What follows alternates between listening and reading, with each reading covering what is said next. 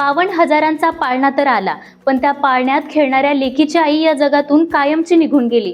कोल्हापूरमधून एक अशी हृदयद्रावक घटना समोर आली आहे, ज्याने संपूर्ण महाराष्ट्राला हादरावून सोडले आहे। एकीकडे आपण लेक वाचवा लेक शिकवाच्या घोषणा देतो, तर दुसरीकडे मुलगी झाली म्हणून एका 23 वर्षाच्या सुशिक्षित मुलीला आत्महत्येसारखे पाऊल उचलावे लागते। तर नक्की काय घडले अस्मिता काटकर सोबत जाणून घेऊया या व्हिडिओमध्ये। नमस्कार, मी काजल, राष्ट्रभूमीमध्ये तुमचं मनपूर्वक स्वागत। तर ही घटना आहे कोल्हापूरमधील राजारामपुरी भागातील।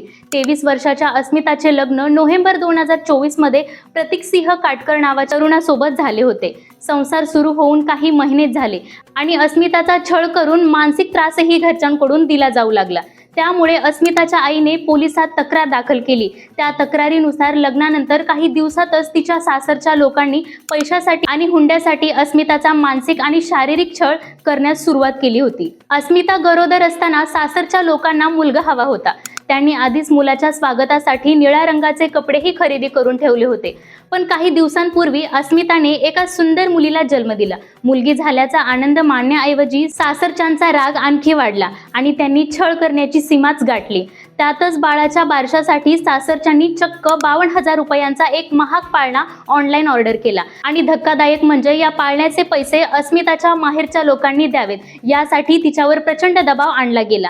आधीच हुंड्यापायी त्रासलेले माहेरचे लोक एवढी मोठी रक्कम देण्यास असमर्थ होते, ज्यामुळे अस्मिताला सासरच्याकडून खूप टोमणे आणि त्रास सहन करावा लागला। एकीकडे चिमुकलीच्या बारशाची तयारी सुरू होती आणि दुसरीकडे अस्मिताचा मानसिक छळ असह्य झाला होता।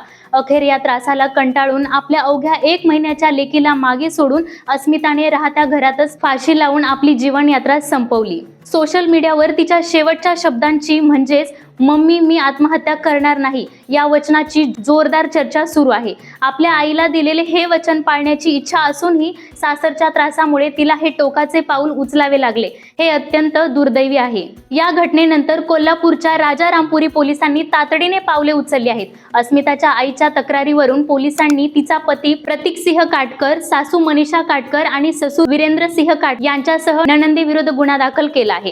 पोलिसांनी मुख्य आरोपींना अटक केली असून सध्या त्यांची चौकशी सुरू आहे। तर आजच्या आधुनिक काळात ही मुलगी झाली म्हणून किंवा हुंड्यासाठी एका निष्पाप मुलीचा बळी घेतला जातो, ही आपल्या समाजासाठी अत्यंत लाजिरवाणी गोष्ट आहे। अशा हुंडा बळी घेणाऱ्या सासरच्या लोकांना कोणती शिक्षा झाली पाहिजे? हुंडा प्रथेविरोधात आपण सर्वांनी एकत्र येण्याची गरज आहे का?